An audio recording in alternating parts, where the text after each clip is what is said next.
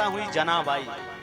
भक्तमाल की कथा है, आप इस बड़े ध्यान से सुनिए। जनाबाई ने भगवान का दर्शन कंडे में किया, गोबर में। बोले महाराज ये कैसा संभव हो सकता? जनाबाई जय जय पांडुरंग विठला जप करती रहती थी। और महाराज ना पढ़ी थी ना लिखी थी, अपने गोबर के उपलों को थापती, गौ माता के गोबर के उपलों को थापती और भगवान का नाम जप करती रहती। बड़े ध्यान से सुनिए भक्त की गई। समय आया सज्जनों, बहुत अच्छी भक्ता थी। इधर से नारद जी महाराज, कबीरदास जी महाराज उनका नाम सुन के जा रहे थे महाराष्ट्र में। एक दिन जनाबाई किसी कार्य से बाहर चली गई, तो एक पड़ोसी थी, तो उसने उसके कंडे अपने महाराज उसमें रख लिया, ढेर में। और जब उसने उस माताओं की आदत होती होगी भाई, एक दूसरे से लेन देन चलता होगा, उसका कंडा अपने में रख लिया, लेकिन चोरी से। अब चोरी से रख लिया तो जनाबाई अंतर्यामी थी, समझ गए? अंतर्यामी का मतलब उसको भजन के प्रताप से सब कुछ ज्ञात था, सब कुछ दिखने लगा था, लेकिन लोग उस पर विश्वास नहीं करते थे। ये साधारण सी ग्वाल के स्वरूप की गोबर थापने वाली, इसको कहां परमात्मा मिलते होंगे? परमात्मा तो बहुत बड़े बड़े महाराज भजनानंदी आदमी को प्राप्त होते हैं। तो जनाबाई कहते हैं आई, उधर से नारद जी और कबीरदास जी भी आए जनाबाई से मिलने की। भगवान बहुत बड़ाई करते हैं, जनाबाई भक्त हो तो जनाबाई जैसे।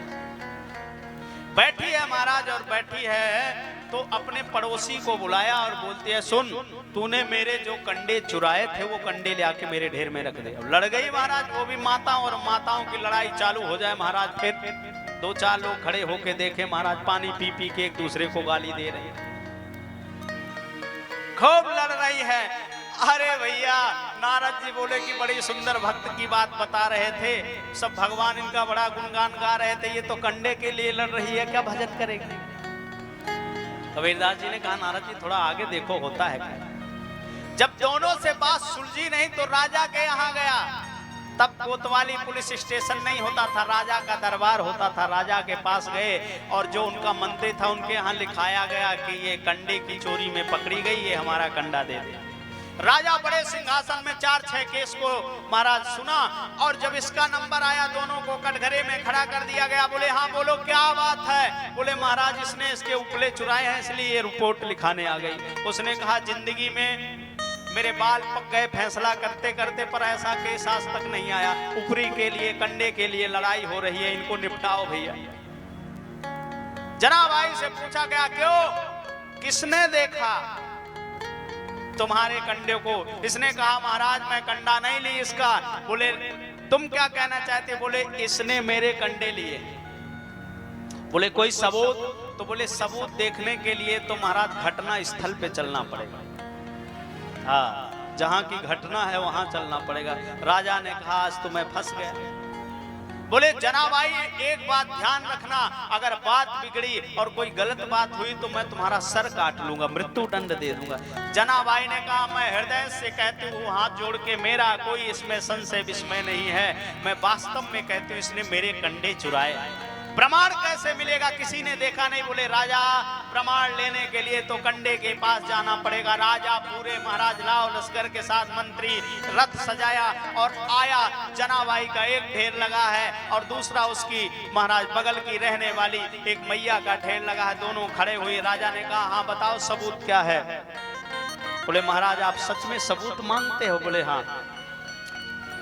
तो बोले राजन ध्यान से सुनो, इसके गट्ठर में जाओ और कंडे के उठा के अपने कान से लगाओ, उस कान में हरि नाम संकीर्तन होता होगा, वही कंडा मेरा है। राजा क्रोध में लाल हो गया। मुझे मूर्ख बनाती है कि तू मूर्ख है? ये निर्जीव कंडा, इससे कभी भगवान के नाम का स्मरण याद आएगा। बोले राजा इसके लिए थोड़ा तुम ज्यादा पढ़े लिखे हो, थोड़ा नीचे आना पड़ेगा। ज्यादा पढ़े लिखों को भगवान मिलते नहीं, इसके लिए हमारी दृष्टि से देखना होगा, लेकिन सबूत तुमको यही मिलेगा। राजा ने कहा वो कंडे से आवाज आए चाहे ना आए, पर तेरी आवाज जरूर आज बंद होगी। अगर कंडे से आवाज नहीं आई तो निश्चित ही तुझे मृत्यु दंड दिया जाएगा। और घबराया राजा गया, ये थर थर कांपने लगी। राजा ने गट्ठर के ढेर पे हाथ रखा, कान में कंडे को लगाया, कंडे में कोई आवाज नहीं। राजा क्रोध में लाल हो गया। अरे दुष्टा, तू मुझसे मजाक करती है, तेरी मृत्यु निश्चित है। पुनः ये सावधान खड़ी हो गई। राजन दूसरा कंडा उठाओ, अभी तुम्हारी भक्ति इतनी प्रबल नहीं है कि तुम्हें भगवान नाम श्रवण करो। ये क्या कौन देख रहा है? नारद जी देख रहे हैं महाराज। ये बात नारद जी देख रहे हैं और महाराज कबीरदास जी देख रहे हैं। बोले अंतिम बार मैं कंडे को उठाता हूं, अगर इससे आवाज नहीं आई तो तुम मरने के लिए तैयार हो। बोले महाराज एक ही बार मरना है, मृत्यु तो एक ही बार आएगी, तो अभी आ जाए, कोई दिक्कत नहीं, आप कंडा उठाओ। कंडे को उठाया, राजा ने कान पे लगाया, आवाज नहीं आई। तलवार उठा के गर्दन पे लगाया, उसने कहा आखिरी बार। उसने आर्त भाव करके पुकारा कि हे नारायण, अगर आज आप इस राजा के कंडे, मेरी बात का ये नहीं कि मेरी बात झूठी हो जाएगी, तुम्हारी अपकीर्ति हो जाएगी, इसके मस्तक पे जो महाराज ये मुकुट लगा है, ये आपके चरणों में झुकना चाहिए, भक्त के चरणों में भक्त की बात को मानना चाहिए, इसलिए इसको सुनाई दो। मेरा कुछ नहीं बिगड़ेगा, मैं तो जन्म जन्म से दासी हूं, जन्म जन्म की आप हैं, लेकिन अगर तुमने साक्ष्य नहीं दिया तो तुम्हारे भक्त का अपराध होगा, तुम्हारा नाम जाएगा। इसलिए हे प्रभु, आप इस पर कृपा करो, हम पर कृपा करो, इस कंडे में आवाज आए। राजा ने कंडे को उठाया, सज्जनों कान से लगाया, उसमें जय जय राम कृष्ण हरि, जय जय राम कृष्ण हरि। राजा पसीने पसीने हो गया, मुकुट कहीं और गिर गया। घबरा के राजा महाराज उसके जो है जनाबाई के चरणों में गिर गया। दूसरा कंडा उठाया, उसमें भी आवाज। तीसरा कंडा उठाया, उसमें भी आवाज। सब में एक ही हरि नाम संकीर्तन हो रहा है। राजा घबरा गया, मैं तो मंदिरों में जा जा के ठोकर खाया, कहीं भगवान का नाम नहीं सुनाई दिया। धन्य है ये जनाबाई, धन्य है ऐसी भक्ति की जिसके प्रगाढ़ से भगवान कंडे से प्रकट हो गए। राजा ने हाथ जोड़ा और बोला कि आज से मैं राजपाट यहीं छोड़ के और तुम्हारे चरणों में साष्टांग दंडवत करता हूं। हम तो सजीव में भगवान को ढूंढ रहे थे। हे जनाबाई, तुम्हारी कितनी, तुम्हारे ऊपर ठाकुर जी की कितनी कृपा। सज्जनों, भगवान उस कंडे में नहीं थे। भगवान ने सोचा कि भक्ता मेरी कंडे से भगवान की आवाज सुनना चाहती है, इसलिए कंडे से प्रकट हो गए। भगवान उस खंभे में नहीं थे जिसे प्रहलाद ने बताया कि भगवान इस खंभे में हैं, इसको तोड़ो भगवान प्रकट होंगे। भगवान खंभे में नहीं थे, भगवान तो प्रहलाद ने पुकारा और भगवान तक्षण नरसिंह भगवान खंभे से प्रकट हो गए। भगवान केवल भक्तों पे रिश्ते हैं, भगवान केवल भक्तों पे।